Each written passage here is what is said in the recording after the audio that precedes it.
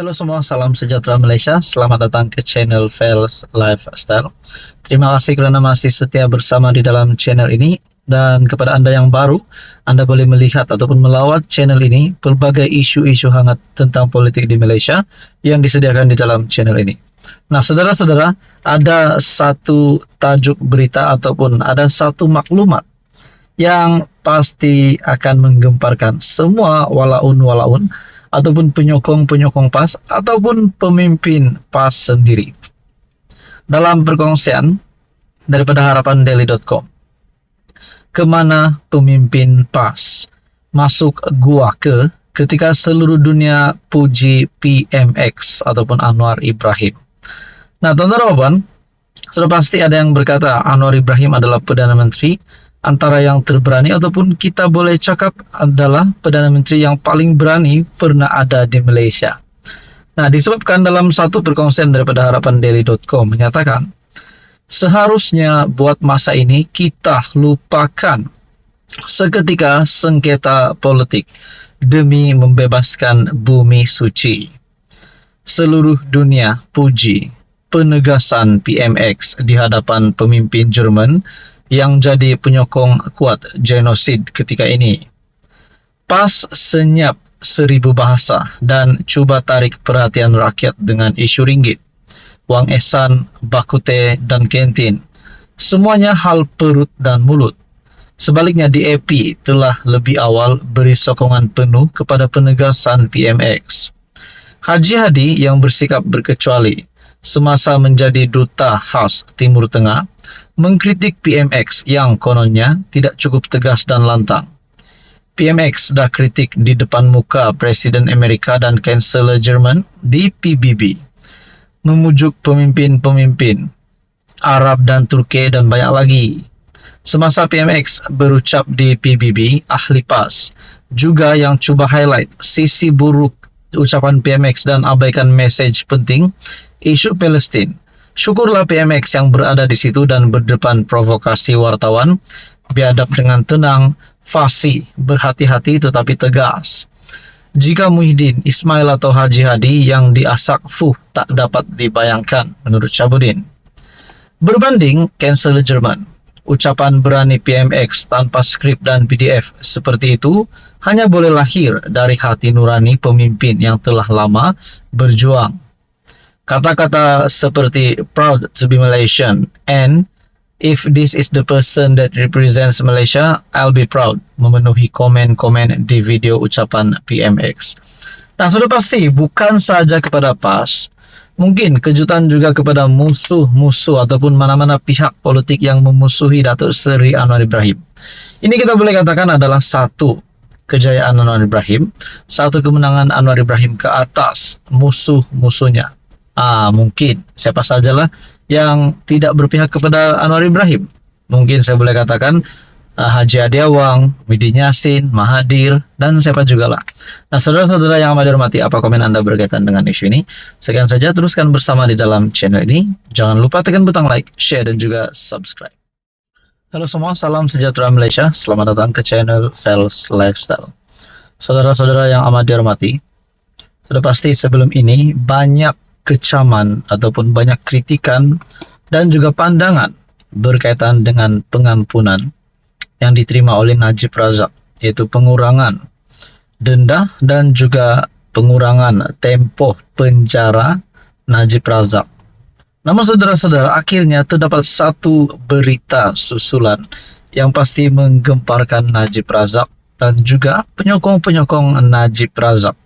Sudah pasti yang mahu Najib dibebaskan, yang merasakan ada ketidakadilan selepas Najib Razak tidak mendapat pengampunan penuh. Tapi pada akhirnya saudara-saudara, keputusan untuk pengurangan hukuman, pengurangan denda yang dihadapi Najib Razak, akhirnya satu berita susulan dikongsikan daripada Syabudin Husin ataupun syabudin.com. Pengurangan hukuman Najib bakal dicabar di mahkamah. Badan Peguam Malaysia akan memfailkan cabaran undang-undang di mahkamah terhadap keputusan Lembaga Pengampunan untuk mengurangkan separuh hukuman bekas Perdana Menteri. Najib Razak atas sabitan rasuah SRC International.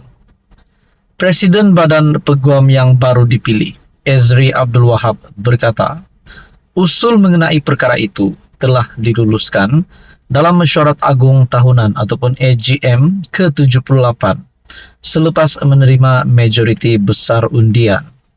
Bercakap pada sidang media hari ini, Ezri berkata, Badan Peguam akan memfailkan semakan kehakiman berhubung perkara itu dalam 2 minggu ini.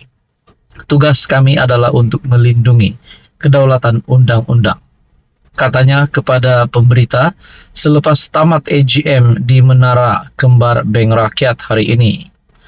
Kami hanya mengisi semakan kehakiman di lembaga pengampunan dan bukannya keputusan yang dibuat oleh Agong.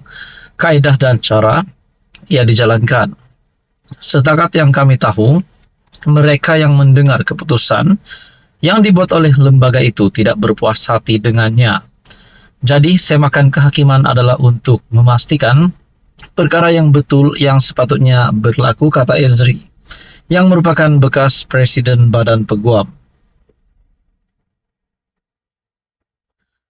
Dalam perkembangan berkaitan, bekas Setiausaha Badan Peguam B. Anand Raj telah dipilih sebagai naib presiden yang baru organisasi pengamal undang-undang tersebut. Sementara itu, 2 lagi usul yang diluluskan AGM Badan Peguam termasuk kebimbangan yang semakin meningkat terhadap kelewatan kerajaan dalam memasukkan undang-undang zalim dan reformasi untuk memastikan keadilan di negara ini dan mengelakkan kes menggunakan akta kesalahan keselamatan langkah-langkah khas 2012 ataupun SOSMA sebagai strategi untuk mempercepatkan pemansuhan undang-undang ini. Pada Februari, Lembaga Pengampunan telah mengurangkan separuh hukuman penjara 12 tahun Najib kepada 6 tahun dan mengurangkan denda asal RM 210 juta kepada RM 50 juta, yaitu sebanyak 76%. Keputusan Lembaga Pengampunan itu bermakna tarik rasmi pembebasan bekas ahli parlimen pekan itu telah dipercepat ke Ogos 2028.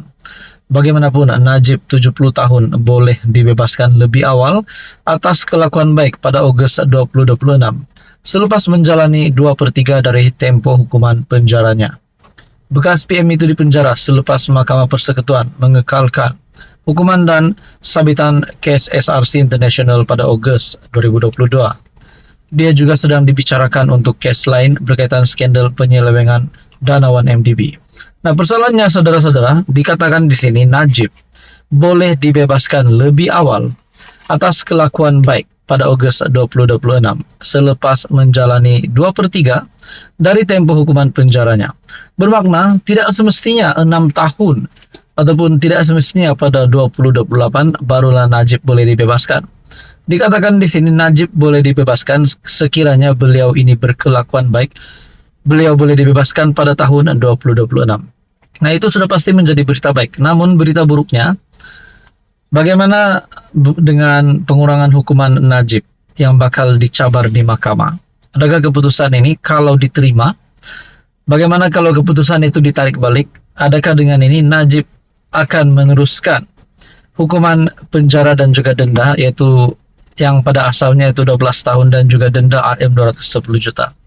Mungkin ada yang kata Najib kritikal hari ini, bukan kritikal kesehatannya, namun kritikal di dalam keadaannya terkini, yaitu beliau bukanlah ahli parlimen, bukan lagi ya kita boleh cakap begitulah, bukan ahli parlimen, dan sekarang pun beliau berada di penjara. Nah, saudara-saudara yang amat dihormati, apa komen Anda berkaitan dengan isu ini? Sekian saja, teruskan bersama di dalam channel ini untuk info yang seterusnya.